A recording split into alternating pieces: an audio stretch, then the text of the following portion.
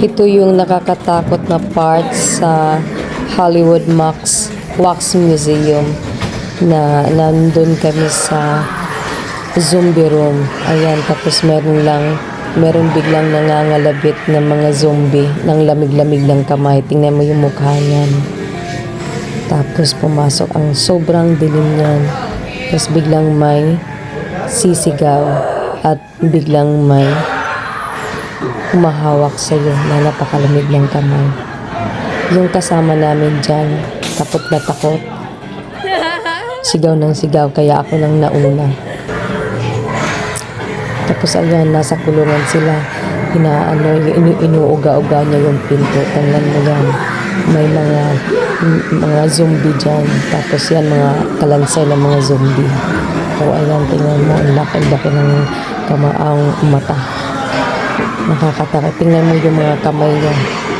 Ayan, sobrang lamig yan. Marami sila dyan. Nakaabang kung sino ang dadaan. Ay, naku, Lord. Ayan. Tapos tingnan mo gustong-gusto nilang buksan yung pinto na yan. Tapos meron natay na zombie. Ayan. Mabubuhay yan bigla. Tapos ayan, tingnan mo yan. May butas na yung mga kamay nila nandyan. Ilalabas nila yung kamay kasi nag-ano sila ng tulong.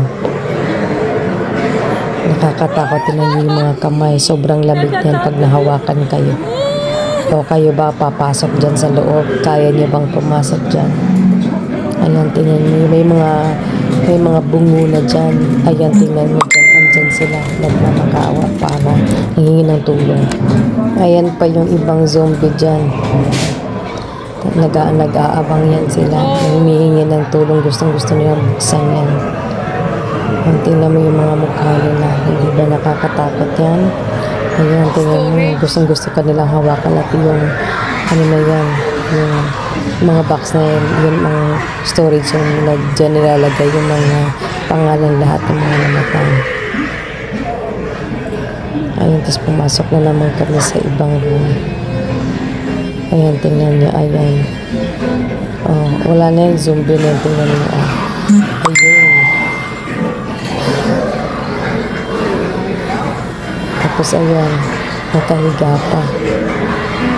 Ayan, mga zombie lahat yan.